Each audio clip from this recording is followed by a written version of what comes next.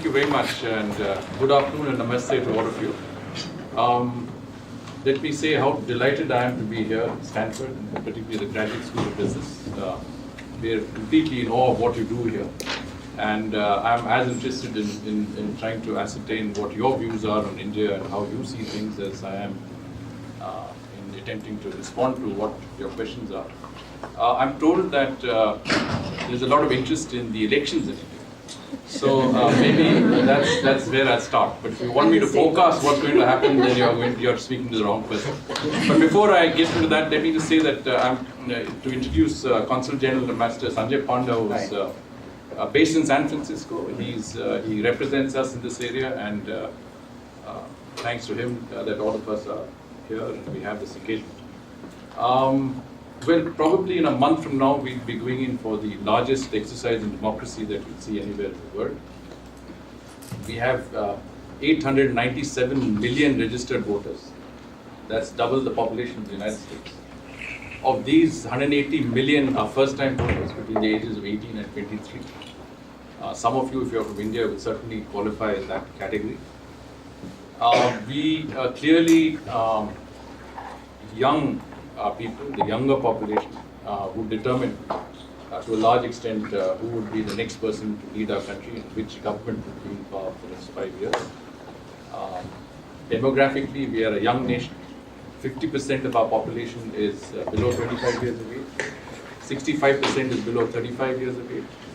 By the year 2024, we will represent the largest workforce in the world of 985 million people between the ages of 15 and 65. So demographically, I think that it's important that younger people are going to decide who would run the country. Now, this is this exercise of conducting elections has no parallels anywhere in the world. We have over 1 million booths in 436,000 locations. I'm just trying to give you a magnitude of the elections. We would have over 2 million electronic voting machines, and the entire elections are conducted through electronic voting. It's over the years a fairly foolproof method. I think there is consensus across the board in India that this assures the integrity of the election process. Of course, there are parties that have questioned the let's say electronic voting machine system. But that's normally when they lose. When they win, they don't mention anything. But we also have something which is recently introduced, which is called VVPAT. That's Verifiable Voter Paper Audit Trail. It's a long acronym, but essentially it means that as you put your vote, you press the button, your vote is locked, and you get a receipt which says that you voted at this time and at this place. So it's a trail. It's an audit trail. So later there are allegations of rigging, malpractices, you've got all these trails to go back to. Voting and elections in India is no longer on traditional lines. It's a high-tech game. The use of mass SMSs, 3D holograms, the use of technology. Social media has become very important. By 3D holograms, I mean if a candidate, a popular candidate, say like our Prime Minister Narendra Modi, he can't be everywhere all the time. So what do? You put up rallies in different remote parts of the world, but you have a 3D hologram display where he speaks to those audiences. So it's tailor-made for those audiences, but he's not there physically. But the audiences have a satisfaction of seeing what seems to be a very good likeliness of the Prime Minister himself. So these are the systems that are being used across the board, and I am sure and you can take it from me that both parties will have an entire army of young people like yourselves working to see how they can get their messages across to the younger electorate, to those who I think would be interested and would be accessible through modern technology tools.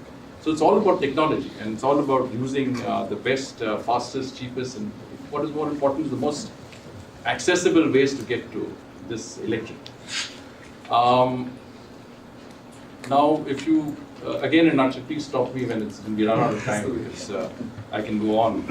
But essentially, today India's story in terms of economic growth and development is a transformational one. let's take the last 5 years ago. 5 years ago, we were 11th in terms of GDP size. Today, we are the 6th largest GDP in the world. Over the next, till 2023, we expect to be a $5 trillion economy. Another 8 years, we expect to become a $10 trillion economy. For that, we need to achieve over 9% rates of growth. Today, we are around 8%. This is attainable because the full potentials of the economy haven't been reached. But obviously, there is a lot we need to do to get to that. But what are the fundamentals of the economy? We have come down from a rate of inflation of over 10% to about 4.6% now. Our fiscal deficit has come down from over 6% to 3.4%. As you know, inflation is an unfair tax on the poor and the middle class. Similarly, fiscal deficit, if there's a high fiscal deficit, the governments spend more and there is no responsible governance, it's going to cost the people because the inflation, it will impact on inflation. So these fundamentals are down. Clearly, we have been successful in attracting foreign direct investments because over the last 4 or 5 years, we've attracted $239 billion of investments. A lot of it has come from the United States. A lot of new initiatives have been taken not only to streamline our governance forces in the economy, such as the goods and services tax. As you know, India is also a federal system like the United States. We have states. There were 17 different taxes being charged in different parts of India. They are all now unified under a single tax. What is more important is that revenue collection has gone up by 67%, which means that we are extending the reach and outreach to more people who are paying taxes, and people and entities, businesses. There are initiatives that have gone into changing the entire way the social security umbrella is extended in India.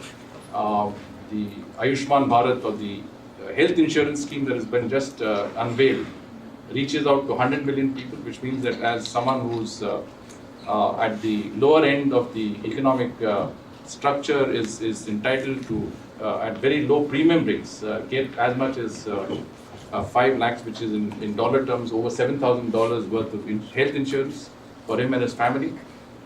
We've got schemes that are part of Digital India, which means that there are about 425 different schemes under which we pay people who are below the poverty line. It could be the National Rural Landless Employment Guarantee Scheme. It could be local schemes of different kinds. Essentially, you have to pay to people. Earlier, the payments were made in cash. There was a lot of diversion. A lot of people who were on the list actually didn't exist. Today, with the system of what we call banking the unbankable, which means you do a biometrics, you open an account. Every person, essentially, irrespective of his standing, has the ability to open an account. Payments to him under the schemes go directly to his account, which means that you've cut the middleman out. You've also brought them into the banking system. For the first time, he's able to save. Otherwise, it's all liquid economy. In that sense, we've seen the opening of 318 million new accounts. At least $3 to $4 billion have been gone into in terms of savings of these people. But in terms of the schemes, over the last couple of years, we have been able to remit $84 billion into the accounts of direct beneficiaries. So I'm just trying to say that this is the transformation that we're seeing. We'll stop here because clearly I've run out of time, but we're happy to answer questions. Thank you so much for your remarks. We're going to move directly into the question section. So first, Dr. Mistry is up, and his question is, how autonomous are government institutions, and what is the foreseeable trend? In your opinion, has this been, or is this favorable for national outcomes? Why? Just to give you a little bit of context, the Modi government has sometimes been questioned about its use of relatively autonomous government institutions for political purposes. For example, the RBI or higher education institutions. Thank you. And thank you for organizing this, and thank you for the comments. It's wonderful to see so much interest in India at Stanford. I hope this keeps continuing. So this is a question about autonomy.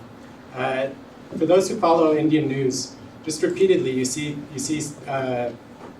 headlines almost every day about higher education, judiciary, military, all of these different spaces where institutions claim that autonomy might be getting compromised by the current government. I think if I'm here to tell you anything today, I don't think it's just a BJP story, right? So whenever we've seen one-party control government, we've tended to see institutions really get much more political control. What does that mean for India? So for a lot of different spaces, we don't really need to worry, I would say, so much about lacking autonomy, right? It might not be a problem, for instance, if autonomy is low for the person who has to sign a certificate to give you, say, a death license or a driving certificate. It might actually be even better, right, to have low autonomy in this kinds of situations. You don't want that bureaucrat to have too much say over who gets what and when. Other kinds of areas, technocratic areas, you usually want experts to be running the show, right? We want experts like our esteemed ambassador here today making the decisions about foreign policy. We want our military decisions to be made by competent generals. And in the context of the economy, I think we really want to see top-notch economists making the calls about what should be happening. So since this is a business school and since this talk is about the economy of India, I think it's worth considering what's happened over the last 4 or 5 years with the Reserve Bank of India, right? So I would say if any two big things have happened in the economy regarding RBI, it's been the departure of Raghuram Rajan, and then, of course, the demonetization that took place. Why did those things happen? I think it's because the institution itself is weak. If we look at the RBI as a whole, and we compare it to other countries, its independence ranks pretty low across standard sorts of comparative economies. It doesn't have the institutional strength to really push back across a whole range of dimensions. So if we think about what that might look like, how we might see some sorts of improvement, I think that what we want to see is exactly what we're seeing today. Healthy competition, healthy democratic competition, exchange between parties, where we've seen independence rise up across other kinds of institutions. It's usually where there's power sharing that takes place, right? So India's growth actually, it's actually been highest, not when one party is in control, not when BJP is in control, not when Congress is in control, but when a coalition is in power. I think it's for these kinds of reasons. When a coalition comes into power, a lot of decisions actually sort of get farmed out to what we might consider the experts, especially in economic policy. Similarly, in other countries, when we see power transition between different kinds of parties, in the US, for instance, when the Democrats and the Republicans keep switching, that's usually when we see a lot more autonomy coming to, especially those technocratic institutions. That's where it derives. So I think what we're seeing right now in India, it's really, really positive. We're seeing, I would argue, more electoral competition than we've ever seen before. We're seeing new parties form at local levels. Some might even slip up to the national level and to be competitive. Certainly there will be mattering more at the regional level than I think we've seen in a long time. And so I'm very optimistic about what we're seeing. Thank you so much for your comments. So I think that what we heard from Dr. Mistry is that we want to think about the conversation that we're having today as not just about the current situation in terms of the elections coming up, but also in terms of what's happened in the past. What was it like when we had a UPA government? What is it like when we have an NDA government? And what about the possible outcomes for this current election where a multi-party alliance might be a possibility? Now going to Dr. Kosher and going off of what the ambassador said, we've seen a lot of economic growth in India, and the ambassador gave a lot of examples of rural development. So my question is, what progress has been made in rural development and reducing poverty, and what are examples of innovation in these fields? Thank you. I want to start by welcoming the ambassador and the Consul General to Stanford, and also briefly mention that there's going to be a follow-up to this, and it's going to be after the elections. It's our annual conference on Indian economic policy on June 3rd and 4th. And Urjit Patel, who's just stepped down as governor of the Reserve Bank, will be coming to speak on things like the financial institution, as well as other sectors on agriculture, education, media, etc. So please come and come back for that if you can. Going to the question that I asked, I have to say that, like Dinshaw, I'm very, very optimistic about India. I think a lot of that optimism may be because I live in the US, so every time you go to India, you come back invigorated by all the change and all the positive things that you see over there. A lot of the reasons for the optimism comes from what the ambassador has mentioned. But then I think we have to be, as citizens of India, I think we have to be honest about it. what is this election being fought on? Prior to the terrorism attack and all what has happened in the past few weeks of Pakistan, there are two issues that dominated the election: jobs and rural poverty and farm distress. Those two would not be coming up if everything was okay in the Indian economy. So we have to face the fact that we are, I wouldn't say that we are improving. We are not improving at anywhere near the rate that we should be improving at. So progress is really slow. That matters because generations of Indians are still being left behind. Okay. In jobs, I think you've all seen this. Where should we be and where we are? That would require Indian economic growth to be 10% a year. We are far from that now. And the numbers that are being thrown out, I think you've all seen the report. This is the one Raghu Rajan talked about, everybody else talked about. 25 million people applying for jobs in the railways when there were only 90,000 positions available. Similarly, for the police force in India, I think there's 200,000 people that showed up for 1,000 jobs. We're not creating those jobs. Okay. Why is this not happening?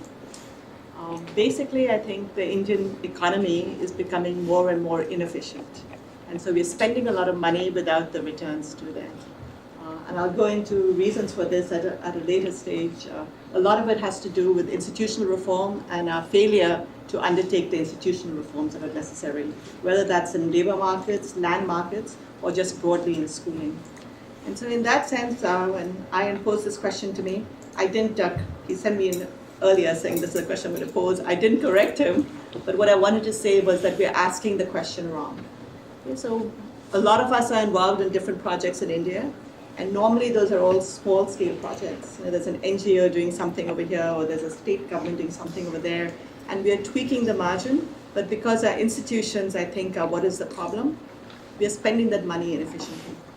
So one example that always comes to my mind when you talk of successes in education, everybody thinks Pratham, which is this massive NGO that dominates the Indian scene and actually now the global scene in terms of education. Pratham also, so Pratham has been engaged in education, spending actively. I think some of you may have been at their fundraisers over here when they literally raise like 10 million, 15 million, 20 million every year. They've been doing this for 10 years. They're partnering with the government in Read for Education, a whole lot of programs. Pratham also comes out with this ASER report, the annual status of education in India. And so at some stage, I feel that somebody in Pratham should be asking, how come we're spending so much money? And by our own reckoning, there's no improvement in learning in India. I think we have to ask that question about a lot of different things. We're spending a lot of money with no improvement. And I think the reason why we're doing it is that we are thinking small. And for all of you over here, you know what students are always told to do is think big. So the problems that we must address are problems of scale. We're not improving education levels in India. And the solution to problems at scale is very, very different from the solutions at a micro level. You might be involved in education NGOs that have sort of taken over India and talk a lot about education content, online education. That's not what we need. I can say that for just about every sector.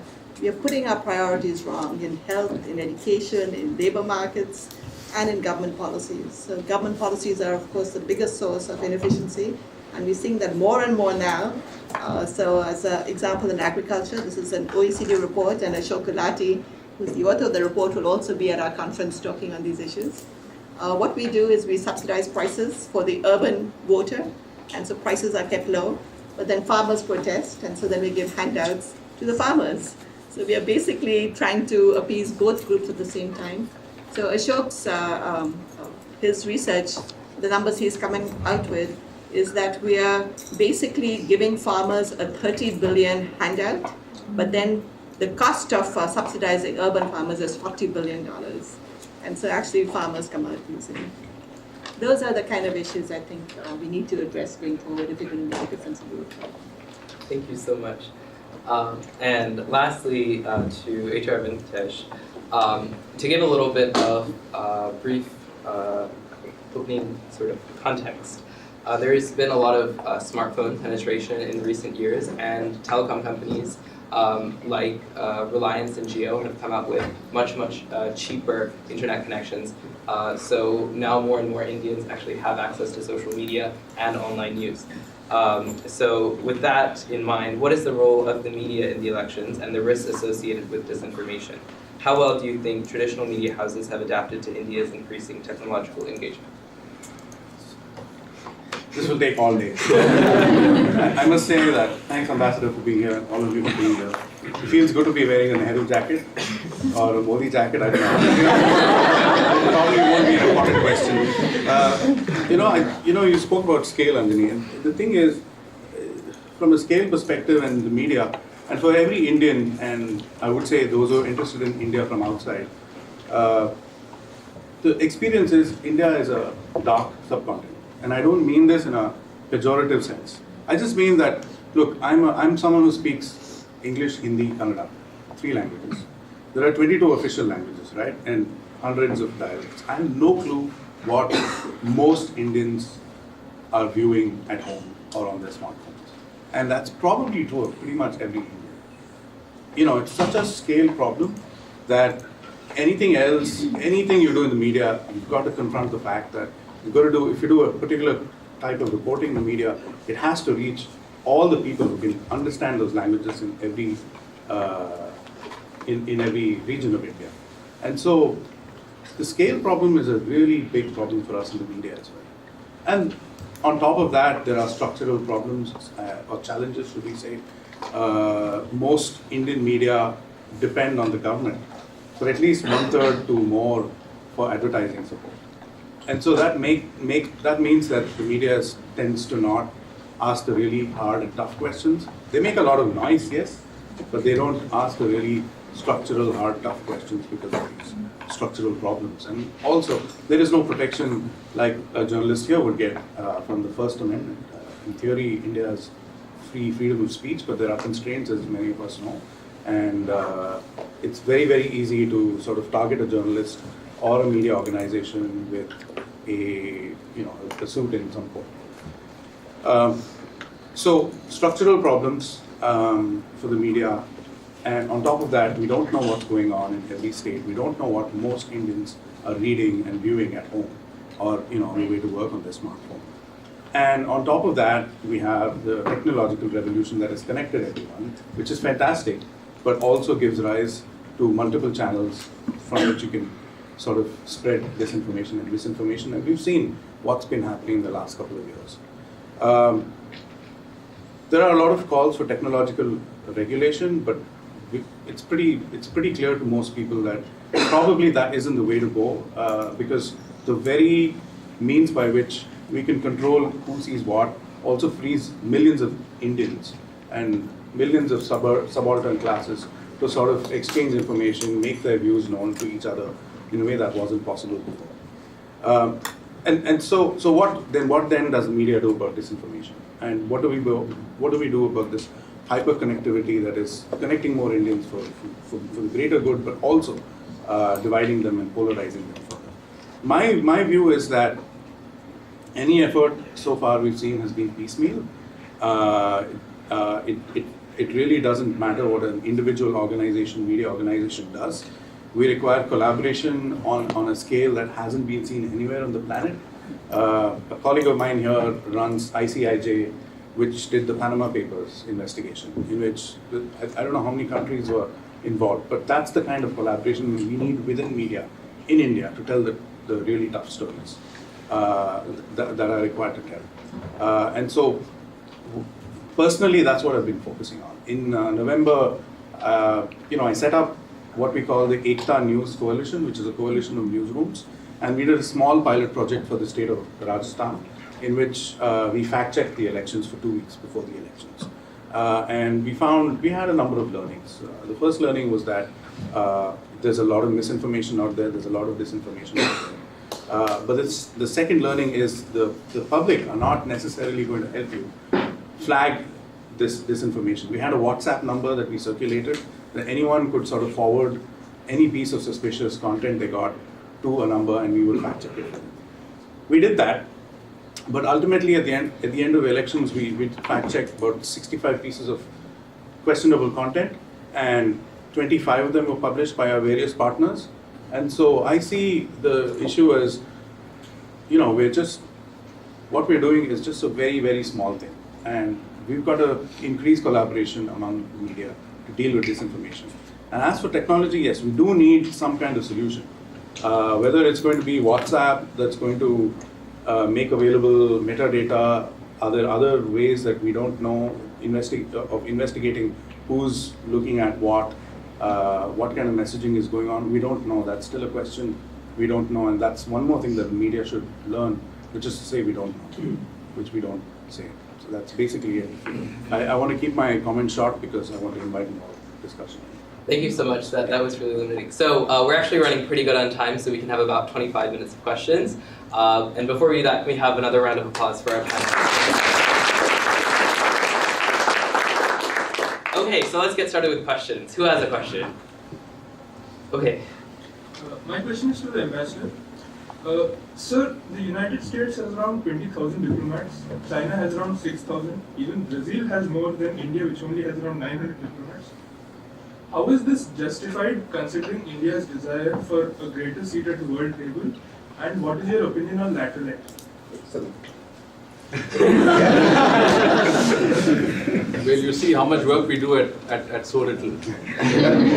But you're right. I mean, our diplomatic service is very small in proportion to our global engagement. But over the last few years, we've tried to expand the numbers significantly. Parliament has given us an approval to increase our intake by about 300% or so. Yes, that's right. And as you know, we all join the service through a common exam. Everybody takes the same examination. Whether you want to join the administrative service, the police service, the audit service, the railway service, you take the same exam. Depending on your how you appear on the merit list, you get different services. The foreign service is normally at the top of the list. You need to have a fairly high ranking to get it. When I joined, there were 12 people, out of which 2 people left straight away soon after we started. So there were 10. It's a very small number considering we have 130 missions all over the world, mission reports, in addition to having to staff headquarters. But now, my colleague Satwan, who was our first secretary here, when she joined, there were 30, 35? We were 18. But 18. after that, After that, she's a little more senior, but in recent years we've been taking 35, 40 people.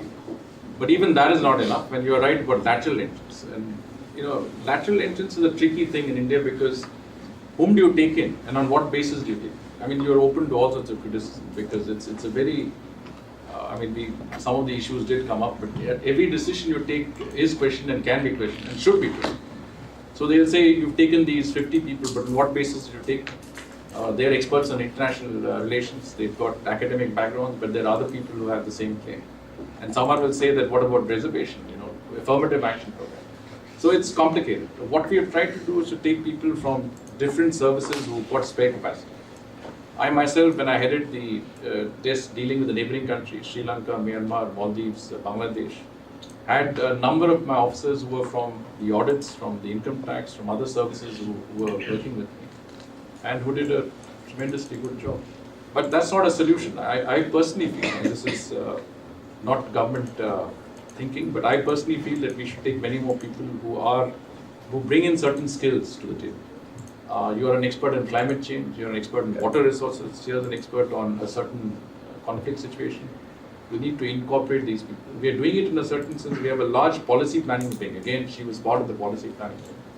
We've got a very large number of consultants across the board who join us from think tanks, from the from academia, who are part of the Ministry of External Affairs, who prepare papers, who provide inputs into our thinking. But I think we need to do a lot more. We need to work closely with think tanks, not just in India, but in other countries like the United States. I'm amazed at the amount of research and detailed work that goes into foreign policy issues in a city like Washington. We've got a plethora of think tanks, and there are researchers who work on issues as detailed as center-state relations in India. And that's the sort of thing that we should be doing, we should be looking at, and we should be accessing. We're probably doing it, but not to the extent that we should. So your point is well taken. I think you'll find that this would happen, but it's a process, and we need to, in a country like ours, and again coming back to what was discussed here, things are, the scales are large, the magnitude is huge, how would you say, the disparities are enormous, and also the views on everything is multifaceted. So you've got one view, but you've got other people with other views, and so that's all. Thank you. Next question. In front. I'm Radhika Shah, co-president of Stanford Angels and Entrepreneurs. The question is to the ambassador and Anjani. Looks like there is tremendous opportunity in India right now to leapfrog on SDG 5, particularly employment for rural women with the technology revolution that's happening in India. Is there a role for public policy, and what Pratham and others have done with education or Akshay Patra, public-private partnerships working with Google, for example, with Pratham? Is there a role for something similar for women's employment, new types of job, particularly rural women in India? You clearly have more of a perspective than me. So I'll link back your question to what is going on in India. So the big employment program in India now is the National Rural Livelihoods Program, NRLP. And NRLP was World Bank funded, and it's now moved into the NRETP, National Rural Economic Transformation Program. So this is the program that provides livelihoods to women, and the focus has been through self-help groups. It fits into what I'm saying, in that we have moved to a program which is doing things at a very, very small level. It's effective, so I'm actually involved in a massive evaluation of that. So you can see the effect on women, but the effect is so small compared to where we want to go that I feel that we're doing it wrong. Okay, so as an example, I was recently this is across India, so I've been touring India, watching all these self-help groups. There's a small self-help group in a village in Madhya Pradesh. Everybody took me to that. They were very excited. When I walked into this room, there were 15 women sitting around making LED lights. It was really quite impressive. So they're all come from backgrounds of making these LED lights, pushing them out. The tech support for that, Google is supporting, everybody is jumping onto the bandwagon. And then when you sit down and talk to the women and say, how did you get this job? It turned out that the demand for those jobs was so large, they had to ration access across villages. So one woman from each village was allowed to participate in the self-help group, in this particular producer group. It's not going to make a difference. So again, when you look at it and you see the stories, and I'm actually always upset at Google because they'll put up a YouTube video, and they put up a YouTube video of various schemes that they're doing, and the schemes are always this woman talking about how her life has been changed, and because it's a video, everybody just gets completely caught up to it. And the next time I make a presentation, I'm going to follow that video with another video of a woman whose life has been destroyed and who's not being provided access by any of these schemes, because that narrative is that strong as well. I think what's happening at the level of the center and the state, it has not been possible for the central government to have a scheme that provides things at scale. And so they have provided all the responsibility to the self-help group movement. That movement is buckling under that responsibility. There are many other things in the background that are not being addressed. So this NRETP is supposed to convert all self-help groups into producer groups. One of the oldest producer group movements is in Bihar, something called Vardha. If you study that, you find that only about 30% of the members of the self-help group sell through the producer group. They don't even sell all their output. What are the reasons that they don't? They actually are heavily indebted to informal lenders. And so there's no way they're going to give up their access to informal lenders who are also the informal traders. As a result of which this whole PG movement is going at a very, very slow pace. Again, it's having an effect. And so this is actually a criticism of econ research. If you evaluate the program shows that it has an effect. Is that what you're looking for? Just, I think most of what had to be said has already been said by Professor Anthony. But essentially, the point about center state is important to know that we are a federal structure. So development is the responsibility of both. The center provides the policy framework and the funding, and the states implement the programs. There is a variation in implementation of programs across states. There are certain states that are obviously more proactive and they're more efficient in implementation. There are certain states that don't. They also have capacity constraints. And clearly, there is also a political angle that comes into it. So all states don't react to programs in the same way. But it's important that whenever such programs are envisaged, you got to go down to the grassroots level. I think that's what is important. And how do you convert that from, as I say, pilot projects into something transcendental, which cuts across? The scales are massive. I mean, so you have to start small and then expand on it and then take it to larger levels. It has to be, perhaps we have to look at a down-up level rather than a top-down level. You envisage a scheme at the central level. When you look at it on a pan-Indian basis, it's different. When you come down to the state, it's different. When you go to the block level, it's different. When you go to the panchayat level, it's different. And if you go to the village level, it may be different. So we need probably to look at a grassroots level. The panchayat system has to inspire us more, and that is where grassroots democracy really is. Where you start and where you understand the needs of, and you can't replicate it across the board because each area has different requirements and a different set of, let's say, solutions. Hilly environments have a different thing, arid areas have different, coastal areas are different. So it's very complex, but point is taken that we need to, I think the issue of rural women and self-help groups, there is Seva in Ahmedabad, which has done excellent work. We've worked very closely with them in different countries. Of course, the basic base is India, but we worked with them in Sri Lanka in conflict areas, getting women's groups organized in Batikaloa and Jaffna and other places. How do you empower women? How do you bring them the skills that are necessary to enable them to be self-sufficient, not dependent on systems? And I think here again, it's really cooperatives, private groups. You need to really look at when self-help is self-help. It's not necessarily at a government scale. That's the point. Thank you. Just a quick note. So we have a little more than 10 minutes. So if we can try to keep the answers under a minute, we'll get as many questions as possible. So. My question is for the dear ambassador. As we all know that you've recently joined, I would love to know what are your top 5 focus areas for India mission in US, and more of a GSB way, what does success look like in your tenure? No, thank you. For me, you're right. I mean, having just joined and it's been a learning curve in many ways. The relationship obviously has come very far and very fast.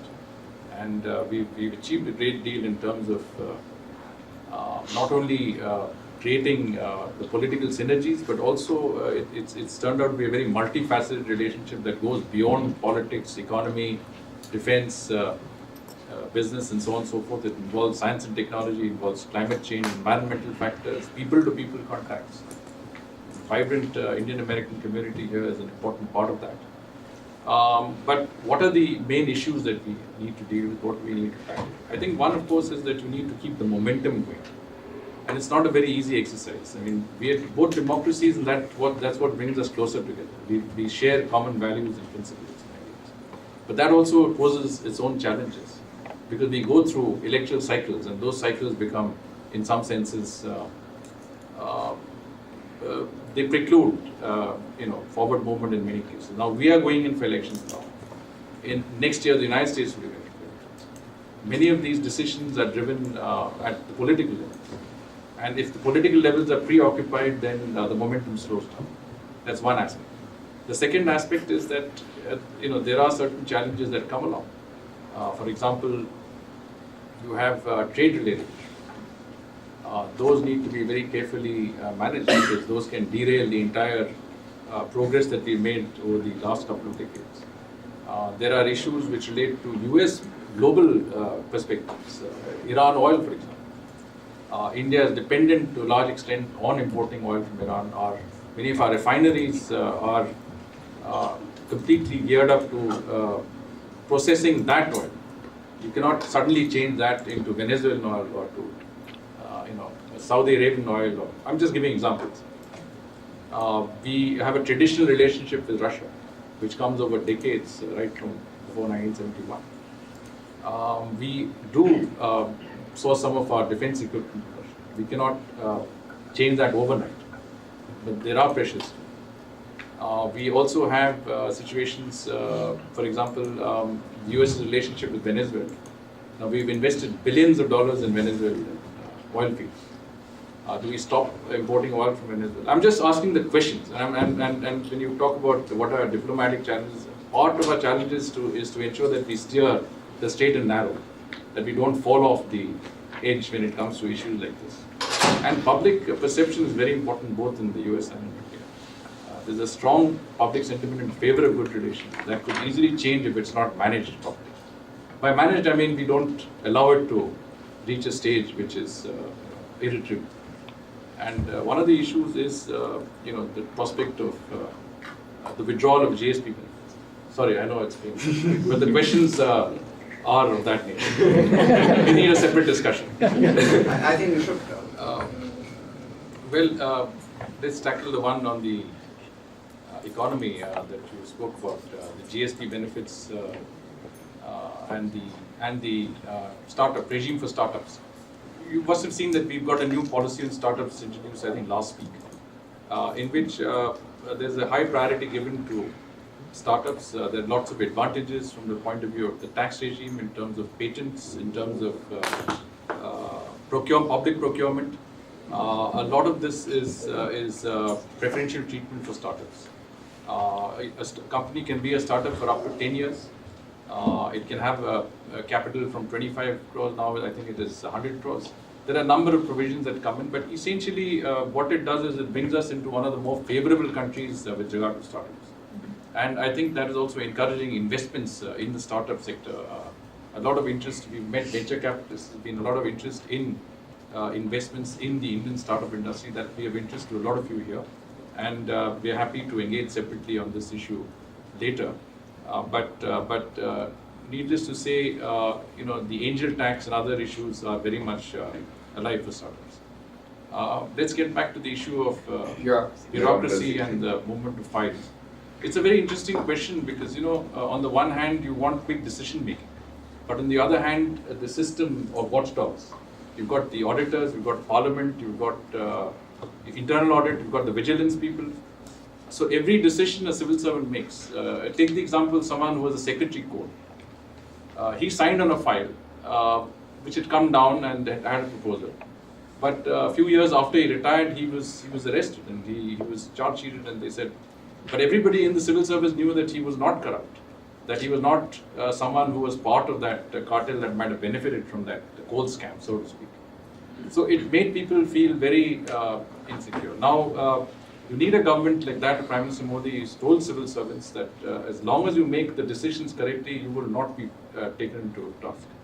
You may make 10 decisions and 8 of them are right. You may make a couple of mistakes, but we are not going to hold you accountable for that. But the fact of the matter is that the checks and balances in the Indian system are also designed to make sure that whatever decision you take are considered decisions. It's just that you have to take them faster, and you really should take the risks that are associated with taking decisions. I mean, as you mentioned, if I'm here and I'm paid to take that decision, but it does pose a constraint to people, particularly when it comes to economic decision. It's a bit of a problem. And coming to the last question on China and the trade negotiations, I think we have China as a neighbor of ours. We have very strong trade ties with China, mutual investment ties, as we have with the United States. The United States is engaged in trade negotiations with a lot of countries, but China is foremost because the trade deficit with China is huge. The trade deficit that we have with the United States is added every year to the deficit from China. It gives you a sense of the amount of that is important. I mean, our deficit has come down to 20 billion, it was 25 billion. But you add 25 billion every year to the US-China trade deficit, which is over $300 billion. So this is an issue that has to be looked into.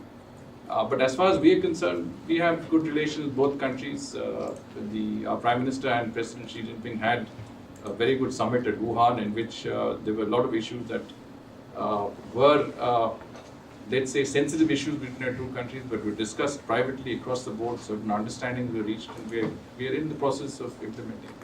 At the same time, we work closely with the United States on the Indo-Pacific policy. We work closely on ensuring that both countries press for a regime which is transparent, open, inclusive, which believes in international rule of law, which believes in freedom of navigation, open skies, So essentially, we promote a thinking which encourages states across the Southeast Asia and Asia to think for themselves and to take decisions that are based on the larger international global regimes, be them trading or political. And one more question, last question. I have a little comment for Mr. Venkatesh, Sure. if I can. Yes. So, it's a comment, it's not a question actually, because I was, before joining the diplomatic service, I hung out with the media for some time.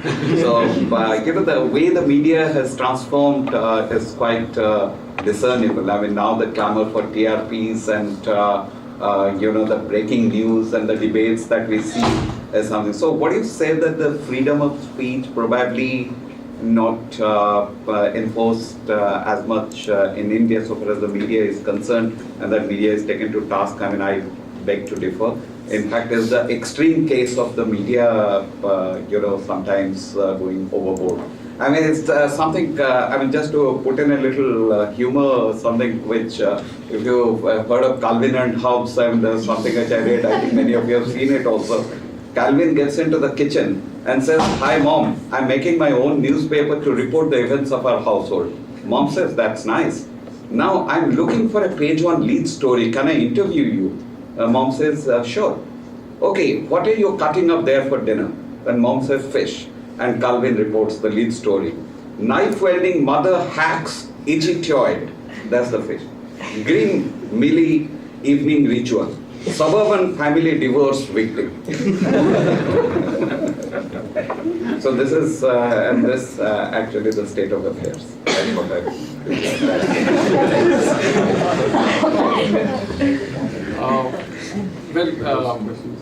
Sure. Agriculture, let's come down to more mundane issues. So agriculture, I think, has seen a lot of transformation in India because farmers today are far more aware of what they need to produce, what fetches them the right prices, what are the market trends, what are the international trends. I think they're all very tech savvy. They have access to internet. The supply chains have also evolved a great deal. How to get your goods to market, what are the, how to avoid the middleman, how to have frozen chains that ensure that that the food supply is kept for a longer period of time, and also technologies that have come into play. We don't allow GM foods in India except in cotton non-food areas. So that of course is a separate thing, but GM cotton has done very well, for example. Having said that, it's not a case for GM foods, but what I'm saying is that new technologies have come into agriculture, but we have not gone into areas that might be popular in different parts of the world. And in some senses, this has also brought its own woes because farmers go in for products that they feel will fetch good prices. If that product fails, there's a surplus, if there's a glut, prices are not good enough, then the farmer is in difficulty.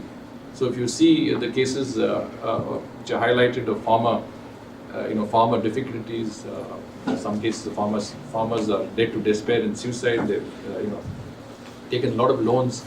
It's become a much more commercial exercise. From subsistence farming, we've gone into more commercial farming. I'm talking in general. I can't talk in specific terms, but in general, there is farmers in India are far more, as I would say, commercialized today, which means the risks are greater. It's like a business. You've prepared pulses because you think the market is good, but the market then crashes, or your crops fail, and that you're in trouble.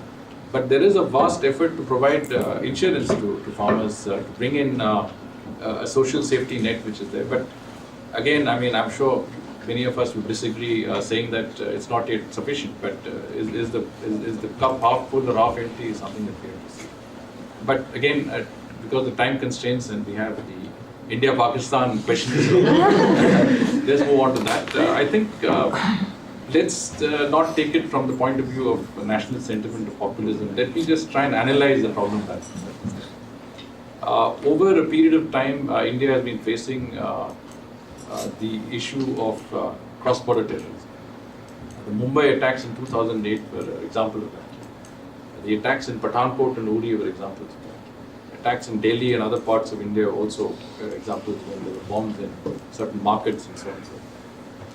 And finally, of course, the recent incident in Pulwama in Jammu and Kashmir. Now, in each case, when the issue has been raised, then Pakistan has said, give us actionable intelligence. In the case of the Mumbai attacks, we have given them very specific inputs, including from the one person who, Pakistani national, who was captured alive in the Mumbai attacks. And any of you who know Mumbai would know that entire iconic places like the Taj Hotel, the Oberoi, the Victoria terminus, which is called the Chhatrapati Shivaji terminus now, completely destroyed. And a lot of people there were evacuated, including foreign nationals and US citizens. Now, despite that, nothing was done. Nothing has been done to the Pathankot base. We've given actionable intelligence. They came and investigated. People went back. Nothing has happened. In the case of the Pulwama attacks, we have given sufficient time for them to respond. The Jaish-e-Mohammed has claimed responsibility for the attacks. They have said, we have done it. They've raised their hands. There is every evidence to show that there is a link between them and those who perpetrated the attacks. Yet nothing was done. I think what has happened is that the people of India have run out of patience. And we have taken actions that are in the exercise of our self-defense, which is within international law, within the mandate of the UN Security Council. If you saw the statements of the United States, it said India has the right to act in self-defense. France also said India has a legitimate right to exercise,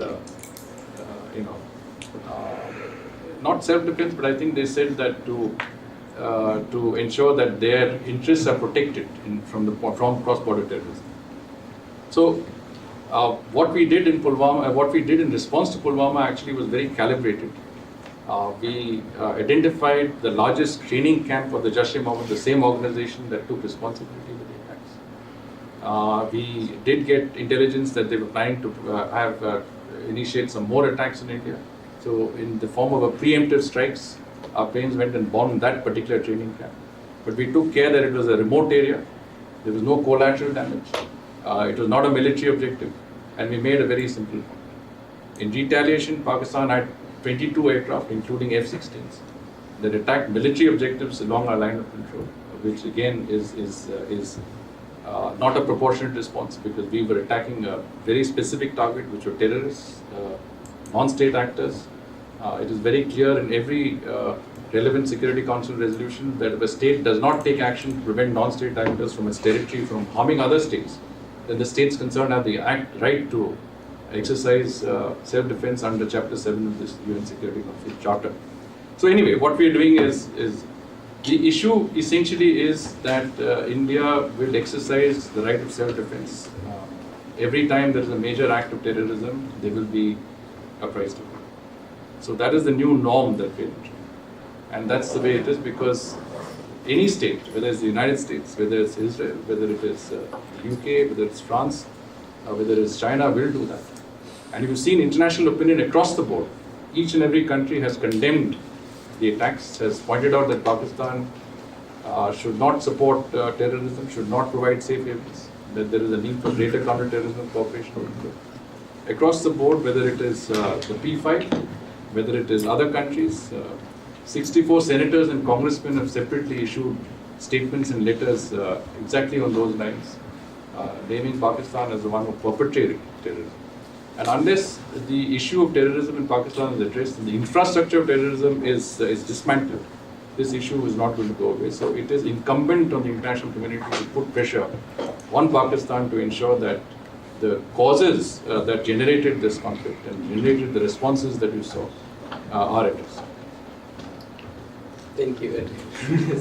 Yes, absolutely. We don't have much time, but I'll say that we should, in my opinion, we should distinguish between news and journalism. News is all about recency, journalism is all about relevance. The example that you gave, it's a caricature, it's a satire, but reality is coming close to it, I agree. So what do you do? It's actually a problem of business model. If you're a for-profit newsroom, in order to make money and pay your salaries, you've got to attract as many advertisers as you can. In order to get as many advertisers as you can, you've got to appeal to the lowest sort of emotion that can get people en masse to watch your TV channel, or read your website. It's a crisis the world over. It's not just in India. And there are efforts to sort of separate news to one side and say that is okay, that can be for profit. But the journalism needs to be backed by non-profit because it needs to be seen as a public service or a public good. And I see, again, a structural issue here. I think there is a movement the world over, and India included, to separate the two and maybe backed by non-profits, and also, equally importantly, appealing to people to subscribe. I mean, if you were, for example, if you were to subscribe to a website or something that you believe is doing good journalism, that would offset a lot that these organizations have to depend on advertisers. I think that concludes our discussion for today. Thank you so much to the panelists.